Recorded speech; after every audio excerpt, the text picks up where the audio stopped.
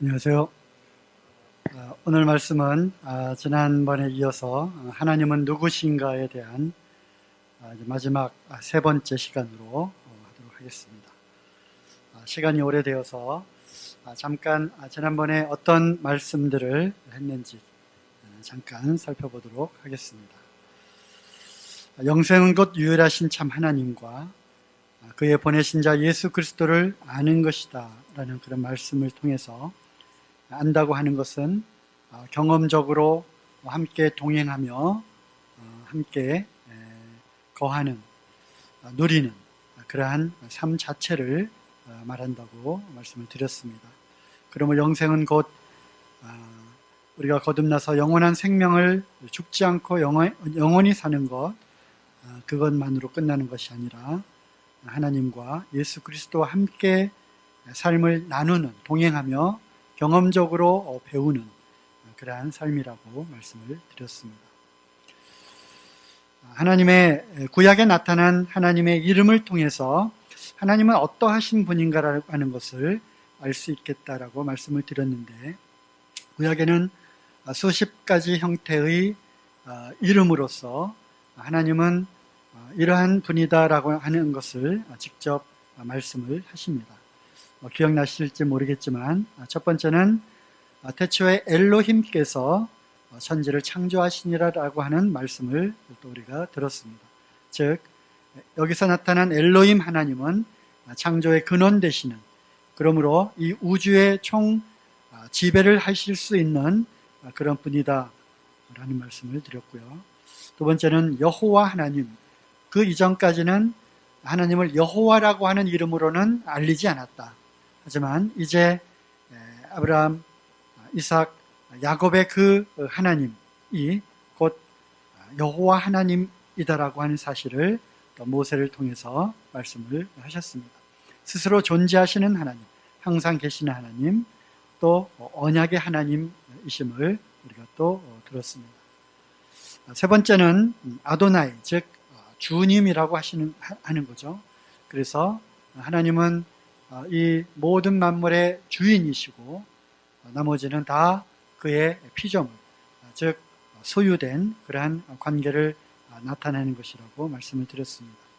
이 외에도 여러 가지 하나님의 이름을 통해서 하나님의 속성을 알 수가 있지만, 특별히 아브라함이 경험한 하나님을 통해서 또 여러 가지 하나님의 이름 속에 담겨 있는 하나님은 어떠하신 분이라고 하는 것을 또 말씀을 드렸습니다. 그 중에서도 엘샤다이 하나님, 즉 전능하신 하나님이다. 아브라함 100세, 또 사라 90세에 자녀를 주시는 참으로 놀라우신 능력을 갖고 계시는 하나님이심을 우리가 또 알았고요. 또 여호와 이레, 준비하시는 하나님, 예비하시는 하나님, 여호와 니시, 승리의 하나님, 여호와 라파, 우리를 치료하시는 하나님, 여호와 샬롬, 우리에게 평강을 주시는 하나님이심을 우리가 또 배웠습니다. 또 하나님은 전지하신 분이고 전능하신 분이고 또 편지하신 분이시다. 그래서 공간을 초월하신 분이다. 하나님 여기도 계시는데 어떻게 저 뒤에도 계실 수 있단 말인가? 하나님은 영이시기 때문에, 또 모든 시간과 공간을 초월하신 분이시기 때문에 과거에도 계실 뿐만 아니라 그 하나님이 동시에 현재에도 계시고 미래에도 계실 수 있는 분이라고 하는 것입니다. 사람의 그러한 상상을 초월한 그러한 분이 바로 하나님이시라고 하는 것이죠. 또한 여러 가지 하나님의 속성들을 우리가 또 살펴보았습니다. 그러면서 이제 퀴즈를 내드렸죠. 숙제를 내드렸습니다. 그렇다면 구약에 나타난 이러한 하나님은 이러할진데, 그렇다면 신약에 계시하시는 하나님은 어떤 하나님으로 우리에게 나타나시는가? 특별히 힌트는 안 나오나요? 특별히 힌트는 요한복음에서만도 156번이나 이 단어를 사용하셨다고 하는 것입니다. 나와야 되는데 혹시 생각해 보셨습니까? 세 분이 저에게 이제 답을 갖고 오셨는데, 신약에서 나타나신 하나님은 어떠한 하나님으로 우리에게 계시하시는가? 어떤 분은 포도나무요 이렇게 얘기하는 분도 있고요.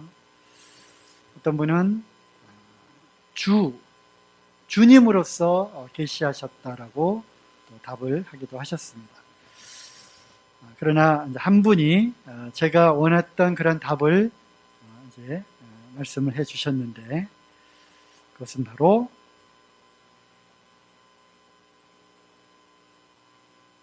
세 분 말고는 답을 말해 주신 분이 없습니다. 참 말을 참 안 들으시죠? 네, 지난 수요일 날 왜 말을 안 듣는가에 대한 이유를 세 가지로 제가 말씀을 드렸습니다. 신약에서 계시하신 하나님, 바로 아버지입니다. God our Father, 하나님 아버지입니다. 이 슬라이드를 쭉 바라보는 그 자체만으로도 우리에게는 정말 큰 그러한 감동이 됩니다. 구약의 그러한 창조하신 하나님, 전능하신 하나님, 스스로 존재하시는 그 하나님, 언약의 하나님, 또 치료하신 하나님, 승리하신 하나님, 이 전지전능하신 그 하나님, 때로는 두렵고 때로는 아주 무시무시하는 그러한 그 하나님, 그 하나님이 우리에게는 아버지 하나님으로 우리에게 계시하시고 나타나셨다고 하는 것입니다. 이 하나님 아버지, 이 단어만 생각하고 이 단어만 바라보고만 있어도 우리에게 정말로 큰 그런 감동이 됩니다. 에베소 1장 1절에서 5절까지를 한번 펴서 읽어보도록 하겠습니다. 하나님의 뜻으로 말미암아 그리스도 예수의 사도된 바울은 에베소에 있는 성도들과 그리스도 예수 안에 신실한 자들에게 편지하노니, 하나님 우리 아버지와 주 예수 그리스도로조차 은혜와 평강이 너에게 있을지어다. 그렇죠? 거기 나옵니다. 하나님 우리 아버지, 그리고 우리 주 예수 그리스도로 말미암아 은혜와 평강이 너에게 있을지어다. 이 사도 바울의 서신은 거의 예외 없이 고린도 전후, 갈라디아, 에베소, 빌립보, 골로새서, 빌레몬, 또 개인 서신 디모데 전후서, 디도서에 이르기까지 하나님 아버지, 그리고 우리 주 예수 그리스도로 인하여 너에게 은혜와 평강이 있을지어다. 그래서 아버지 하나님, 그 하나님 아버지를 생각할 때마다 우리에게 베풀어 주신 그 은혜가 얼마나 큰지, 그리고 나에게 임하는 그 예수 그리스도를 통해서 우리에게 주시는 그 평강이 얼마나 지극한 것인지를 우리가 알 수 있다고 하는 것입니다. 그래서 읽겠습니다. 3절에 찬송하리로다 하나님 곧 우리 주 예수 그리스도의 아버지께서, 하나님의 누구시라고요? 바로 예수 그리스도의 아버지입니다.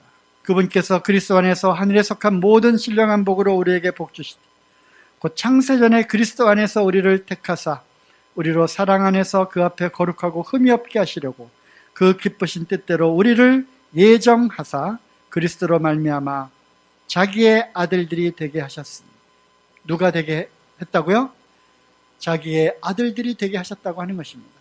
그 중간에 여러 가지 수식어들, 부사, 형용사를 다 빼고 나면 결국 누가 그렇게 했다는 것입니까? 누가요? 3절에 하나님 곧 우리 주 예수 그리스도의 아버지께서 브라브라브라브라 우리를 그리스도 안에서 자기의 아들들이 되게 하셨다는 것입니다. 이걸 영어로 하면은 adopt, 명사형은 adoption인데요. 양자로 입양했다고 하는 것입니다. 여기서 말하는 이 영어 단어가 영어 단어 자체로는 그 정확한 뜻을 번역을 하지를 못한 거예요. adopt라고 하는 것은 양자로 들이다, 입양하다라고 하는 그 정도 단어의 의미 밖에는 갖고 있지 않죠. 네, 원래 원어에는 바로 아들의 자리에 올려놓으셨다고 하는 그런 뜻을 바로 adoption이라고 하는 단어로 번역된 헬라의 원 뜻입니다. 어떻게 했다고요? 아들이 되게 했다고 하는 것은 아들의 자리로 우리를 올려놓으셨다고 하는 것입니다. 그러므로 이제 우리는 하나님의 자녀가 되었고, 또 하나님은 우리의 아버지가 되신다고 하는 것입니다. 성경에는 이 아바, 아버지라고 하는 이 표현이 신약성경에 세 군데가 나옵니다. 찾아보시죠. 첫 번째 나오는 아바, 아버지는 바로 마가복음 14장 36절에 있습니다. 마가복음 14장 36절. 가라사대 아바 아버지여, 아버지께는 모든 것이 가능하오니 이 잔을 내게서 옮기시옵소서.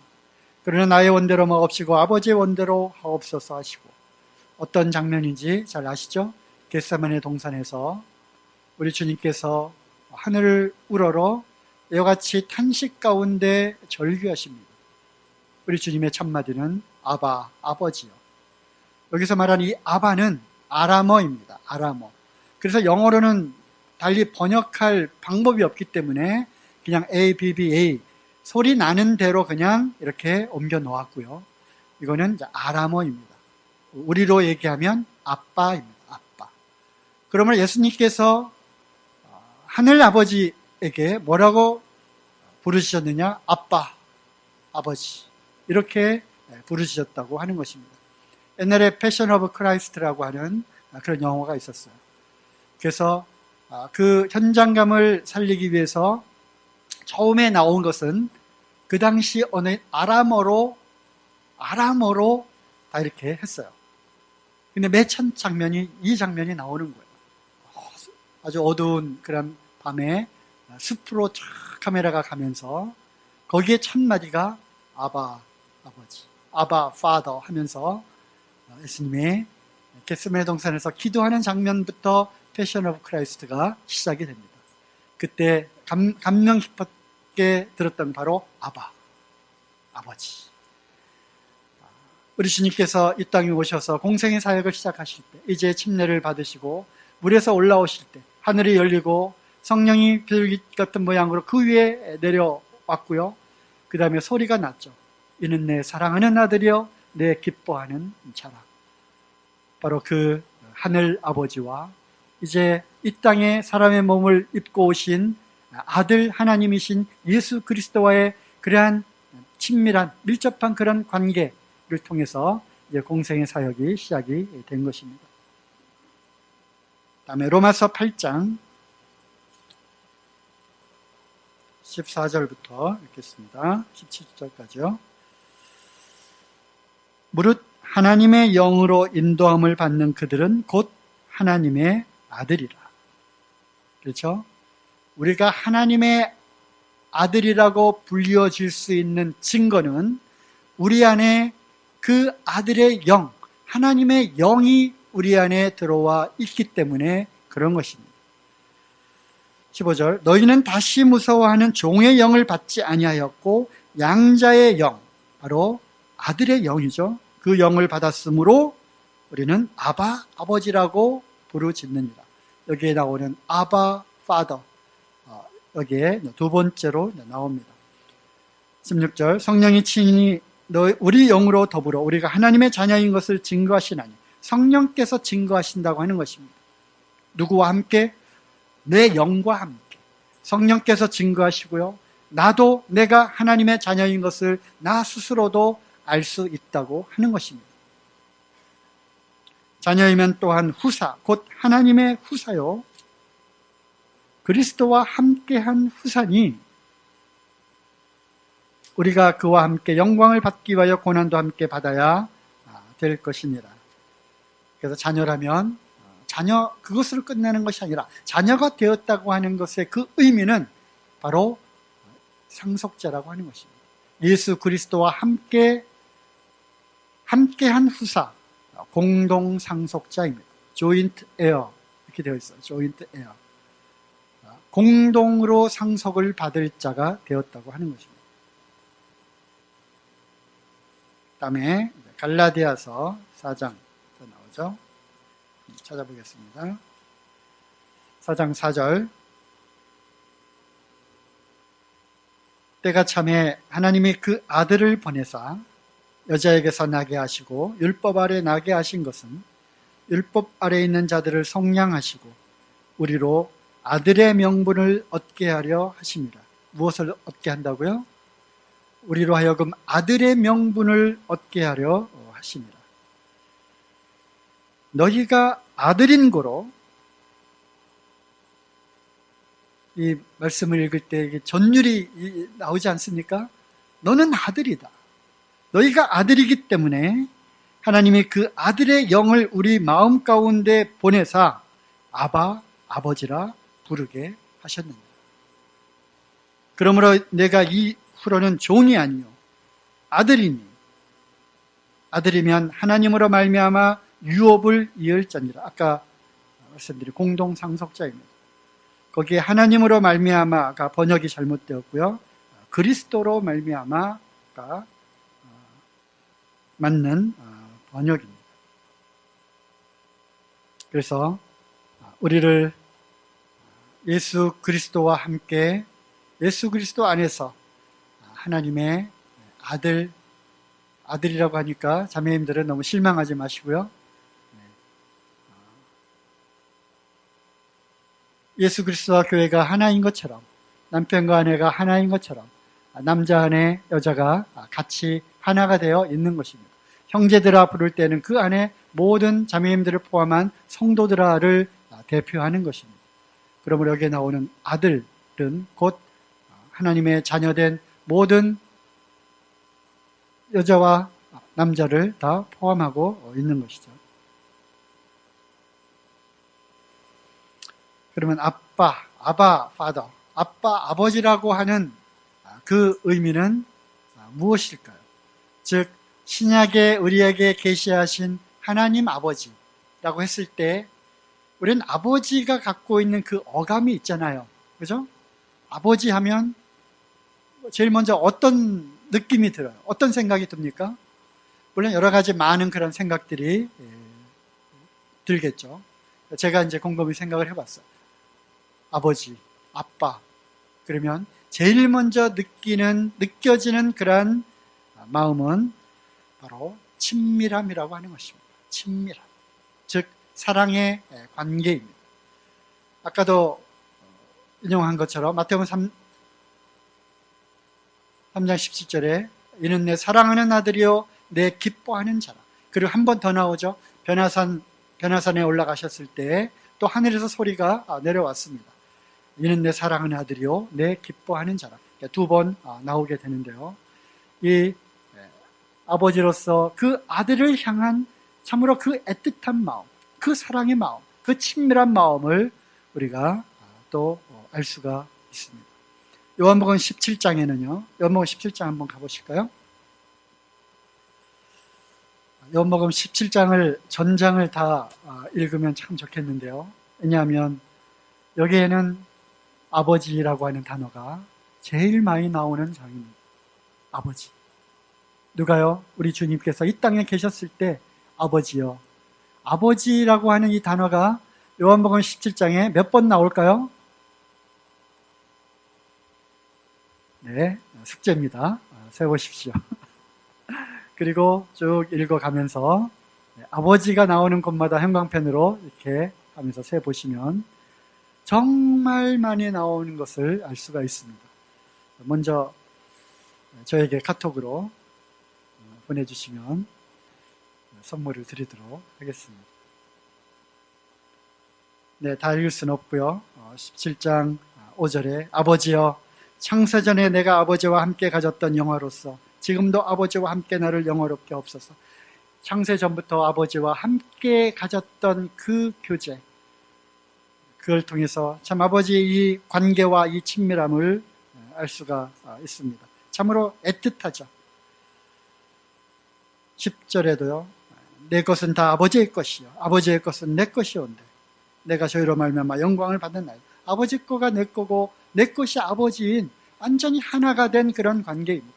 하나가 된 관계보다 더 가깝고 친밀한 관계는 없다고 하는 것이죠. 그 다음 또 넘기셔서요. 22절에도요. 내게 주신 영광을 내가 저에게 주었사오니 이는 우리가 하나 된 것 같이 저희도 하나가 되게 하려 함이니이다. 곧 내가 저희 안에 아버지께서 내 안에 계셔 저희로 온전함을 이루어 하나가 되게 하려 함은 이렇게 나오죠. 그러므로 아버지와 아들이 하나인 것처럼 이제 그 맏아들 예수 그리스도로 인하여 아들들 된 우리 역시 함께 하나가 되게 하옵소서라고 하는 기도입니다. 그러므로 이제 아버지와 아들을 통해서 얻게 된 많은 아들들과의 관계는 친밀함입니다. 하나가 된 그런 관계라고 하는 것이죠. 사랑의 관계고요. 참으로 우리를 보고 기뻐하시는, 아까도 한 형제님께서 땅에 있는 성도는 존귀한 자니 나의 모든 그러한 즐거움이 저희에게 있도다. 바로 그 관계인 것입니다. 그러므로 하나님께서는 우리를 지금도 내려다보시면서 우리를 기뻐하시고 즐거워하고 행복해 하다고 하는 것입니다. 요한복음 17장 꼭 읽어보세요. 어떤 분들은 이 17장의 그 닉네임, 주제를 대제사장의 기도라고 붙이는 분이 있습니다. 저는 이렇게 다시 읽어보면서 나름대로 또 생각을 해보니까 아버지께 드리는 아들의 편지라고 생각을 해보았습니다. 전석희 어록 중에서 요한복음 17장은 아버지께 드리는 아들의 편지입니다. 아들의 청원입니다. 부탁입니다. 그러한 친밀한 그 아버지께 간구하는 거예요. 그래서 이제 두 번째 편지는 Heavenly Father, 하늘에 계신 우리 아버지께 뭘 써오는 겁니까?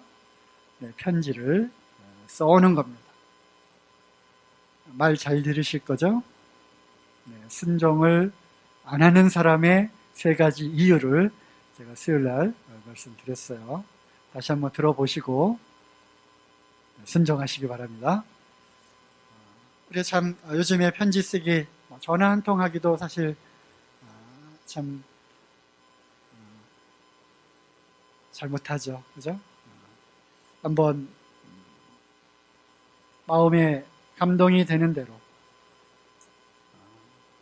제가 드린 이 말씀이 생각나는 그 순간 종이를 이렇게 펼쳐놓고 하늘에 계신 아버지, 이렇게 시작하는 아버지께 드리는 편지를 써보시면 좋겠습니다.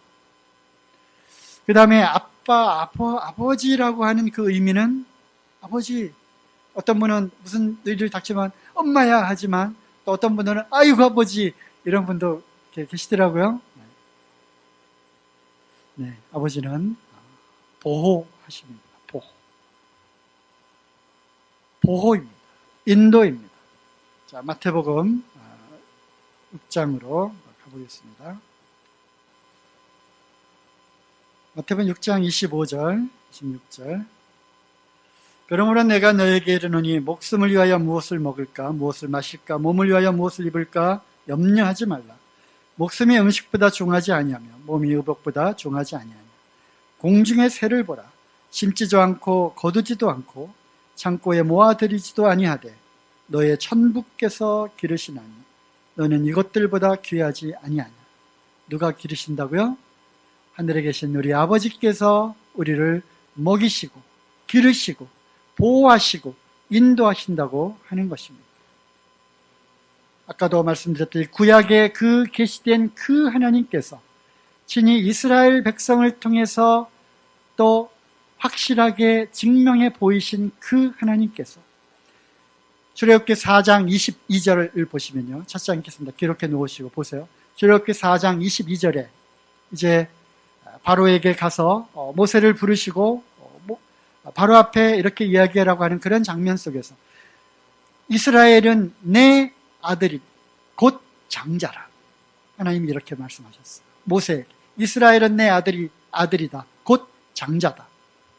그걸 통해서 그 하나님께서 이스라엘 아들처럼 그들을 보호하시고 인도하셨던 그 이스라엘이라면 그것은 그림자이고 예표죠.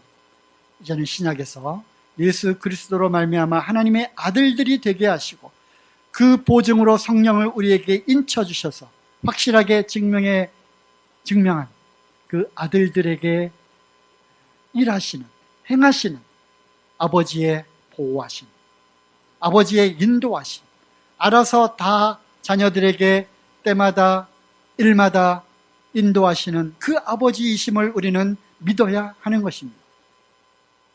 아멘을 안 하시네요. 그 다음에 권위가 생각이 났습니다. 저는 아버지 하면 권위가 생각이 났어요. 물론 요즘에 우리가 말하는 아버지는 아버지의 권위가 있습니까? 하지만 하나님께서 인간 세상에 가족이라고 하는 제도를 만드시고 거기에 놓인 아버지와 어머니와 자녀들의 그러한 역할들을 맡겨 놓으셨을 때 우리는 그 하나님이 원하시는 가족 제도 속의 아버지는 바로 권위입니다. 요즘은 많이 변했죠. 초등학교 2학년 아이의 일기장에 이렇게 쓰여 있다고 합니다. 이건 실제로 나타났던 것이고요. 인터넷상에 그렇게 해서 그 아이가 상을 받았다고 하는데요. 초등학교 2학년짜리 아이 일기장입니다. 나는 냉장고가 너무 좋다. 먹을 거를 주니까. 시적이죠? 잘 쓰죠? 나는 우리 집 강아지가 너무 좋다. 나랑 놀아주니까. 나는 엄마가 너무 좋다. 내가 부르면 언제나 달려오니까. 그런데 아빠는 왜 있는 거지? 요즘 아버지의 자화상입니다. 세상이 많이 변했죠? 이제 모계사회가 되어가는지도 모르겠습니다. 세상은 너무 번잡하고 바쁘고 아버지는 밖에 나가서 일하고 돈만 벌어다 주는 사람, 또 모든 교육과 또 모든 이러한 것들은 이제 어머니가 맡아서 하는, 그러므로 실질적인 이 성경적인 가정에서의 아버지의 권위가 지금 많이 퇴색이 되었습니다. 하지만 본질적으로 우리가 갖고 있는 아버지라고 하는 그 이름은 권위입니다. 그러므로 마땅히 우리는 그 권위 앞에 존경해야 하는 것이고 또 순종해야 하는 것입니다. 잘 아시는 말씀이니까 찾지 않겠습니다. 요한복음 18장 11절에 아버지께서 주신 잔을 내가 마시지 아니하겠느냐. 그리고 마태복음 26장 39절에 그러나 내 원대로 마옵시고 아버지의 원대로 하옵소서. 이렇게 되어 있죠. 그렇죠? 그것은 전적인 아드님으로서 아버님께 온전한 그 권위 앞에 순종을 한 모습을 보게 됩니다. 그러면 이제 우리가 하나님의 아들이 되었다고 하는 그 의미는 무엇인가 한번 생각을 해보았습니다. 첫째는 뭐니 해도 관계죠. 우리는 입양이 된 것입니다. 아까 adopt라고 하는 영어 단어 말씀드렸죠. 그거는 적절하게 번역할 수 있는 어떤 다른 영어 단어가 없는 거예요. 원래 이 당시 양자를 삼는 입양을 한다고 하는 그러한 제도는 이미 고대부터 있었고요. 또 사도 바울이 있었던 그 시대, 즉 로마 시대에 이거는 법률적인 용어입니다. 법적으로 우리가 로마 시대의 그런 영화나 이런 것들을 좀 볼 때가 있죠. 배너도 있었고요. 또 로마 시대를 배경으로 한 그 영화들을 보게 되면 거기에 양자를 드리는 그러한 일들이 많이 있습니다. 그러니까 배너에서도 이렇게 나오죠. 이게 죽음 가운데서 어떤 그 사령관을 살려주잖아요. 그랬을 때 이제 그 가문의 양자가 되죠. 그리고 양자되는 그 증거로 여기에 큰 그런 가문의 인장을 딱 이렇게 갖게 되는 걸 보게 됩니다. 그래서 법률적으로 로마 시대에도 양자를 드린다고 하는 것은, 왜냐하면 양자 이꼬르 재산을 상속받을 자이기 때문에. 그리고 이 당시에는 가부장적인 그러한 시대였기 때문에 아버지의 권위가 절대적이었어. 그래서 많은 자녀들 중에서도 이제 유언과도 같이 그런 걸 해놓죠. 너 절대 재산을 줄 수 없음. 재산은 누구누구에게 어떻게 분배해. 그러면 그것이 절대적이었죠. 물론 그 말뿐만 아니라 거기에는 요즘에는 공증을 쓰지만 거기에는 이제 집정관이 오고요. 그 다음에 7명의 증인이 온대요. 그 증인들이 이제 양자로 입양을 하는 그 절차를, 의식을 갖는다고 그래요. 그리고 그 서류에다가 각각의 가문의 그 도장을, 인장을 이렇게 새겨서, 인을 새기는 그러한 것들을 통해서 사도 바울이 서신서에 보증한다고 하는, 인을 친다고 하는 그 단어를 굳이 거기에다가 사용을 한 거예요. 무엇으로 보증한 겁니까? 무엇으로 인을 친 거예요? 성령. 성령으로 보증이 되어서 우리가 양자가 되었다고 하는 것을 누가 증거하느냐? 바로 하나님의 영이, 그 아들의 영이 증거한다는 것입니다. 바로 우리 안에 그것이 보증서로 여기에 도장이 찍혔다고 하는 것이죠. 그래서 제일 먼저 아들이 되었다고 하는 의미는 하나님과 우리 사이에 이제는 아버지와 아들의 관계로 우리는 입양된 그런 관계가 되었다고 하는 것입니다. 그러나 그것으로 끝나는 것이 아닙니다. 아까도 로마서와 갈라디아서 말씀을 읽었죠. 아들은 곧 예수 그리스도와 함께한 후사라고 했고요. 그 후사는 영어를 이렇게 번역을 해놓으면 공동상속자라고 하는 것입니다. 공동상속자, 함께라고 하는 것입니다. 함께. 함께라고 하는 단어가 어디에 많이 나오죠? 에베소 3장 5절 6절에 나오잖아요. 함께 살리시고, 함께 무덤 가운데서, 죽음 가운데서 일으키셨고, 너희가 은혜로 구원을 받은 것이다. 함께 하늘에 앉히셨고, 그러므로 이것이 하나님의 선물이라고 말씀을 하십니다. 또 로마서 8장 32절에도 그 아들과 함께 모든 것을 우리에게 값없이 주셨다. 은사로 주셨다. freely. 은사라고 번역을 했지만 값없이 주신 것입니다. 그 아들과 함께. 그러므로 우리는 예수 그리스도와 함께한 공동상속자입니다.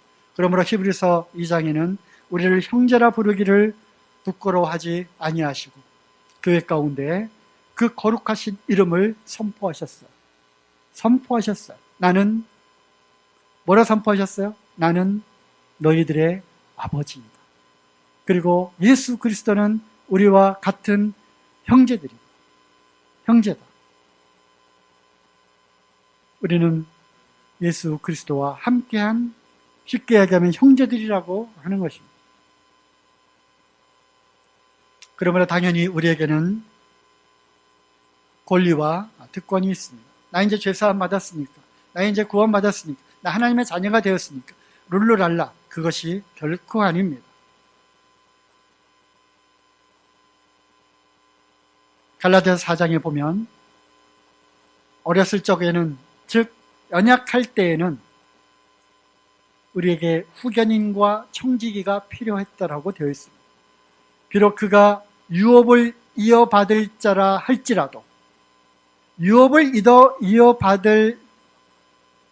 할지라도, 그는 여전히 종과 같은 상태에 머물러 있다라고 말씀하십니다. 물론 이것은 율법과 은혜에 대한, 율법은 종으로, 그 다음에 은혜는 아들로서, 자유함을 얻은 아들로서 말씀하고 있는 것이지만, 이 당시에 양자가 된다고 하는 것은, 그리고 아들로서 선포가 된다고 하는 것은 성숙을 의미하는 것입니다. 이제는 그 집을 맡아서 관리할 수 있는, 책임을 가져도 충분한, 또 아버지의 일을 이해할 수 있는 그 정도의 성숙한 자를 이제 아들을 삼는다, 양자 삼는다고 하는 단어에는 그것이 포함되어 있다고 하는 것입니다. 말이 어렵나요? 그래서 영어로는 단순히 어덥션이라고 되어 있지만 그것이 갖고 있는 원래의 그 뜻과 그 로마 시대의 그 시대적인 배경 속에 입양을 해서 아들이 되었다고 하는 것은 그 가문의 관계가 되어진 하나의 소속된 그런 관계로서 뿐만 아니라 장차 그 집안의 아버지의 모든 재산을 물려받을 공동 상속자, 유업을 이어받을 자가 되었다고 하는 것 뿐만 아니라 이제는 모든 것을 아버지의 뜻을 다 이해할 수 있는 성숙한 자가 되었다고 하는 것을 의미하는 것입니다. 그러므로 양자로서의 아들이 된다고 하는 것은 바로 성숙이라고 하는 것입니다. 이제 그러면 우리가 마땅히 하나님, 우리 아버지께 대한 우리의 태도, 우리의 의무와 특권은 무엇입니까? 아들로서 당당히 이 땅을 살아가야 하는 것입니다. 누구로서요? 하나님의 아들로서, 하나님의 딸로서 가슴을 펴고 당당히 살아가는 것입니다. 그리고 이 세상 가운데 우리는 세상의 빛들로 당당하게 나타나야 하는 것입니다. 이것이 우리를 아들로 삼아주신 아버지의 진정한 뜻이기 때문에 그런 것입니다. 우리를 통해서 아버지의 영광이 나타나기를 원하는 것입니다. 요한복음 17장을 다시 한번 읽어 보십시오. 그러면 이제 아버지와 아들이 그 하나가 된 그 영광을 나타내기를 기도를 했잖아요. 동일하게 이제 우리 안에 거하시는 예수 그리스도, 그분의 영으로 말미암아 하나님의 아들 된 우리 또한 아버지의 영광을 드러내는 그러한 삶으로 살아야 한다는 것입니다. 이것이 우리를 아들로 삼아주신 하나님의 목표가 되는 것입니다. 그것이 곧 목적이 되는 것입니다. 두려워하지 마시고요.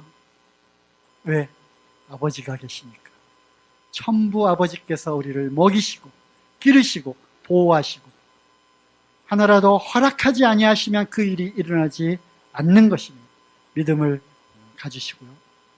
그 다음에 구약에서 계시하셨던, 즉 이스라엘 백성 가운데 계시하셨던 그 하나님이 이제는 참 교회에게, 우리에게는 아버지로, 너무나도 친밀하고 사랑스러운 그런 아버지로, 또 우리를 보호하시고 인도하시는 그 아버지로, 또 우리가 충분히 존경하고 또 순종해야 되는 그러한 아버지로, 그러면서 아들된 우리의 도리를 우리가 다 하시는 저희들이 되기를 바랍니다.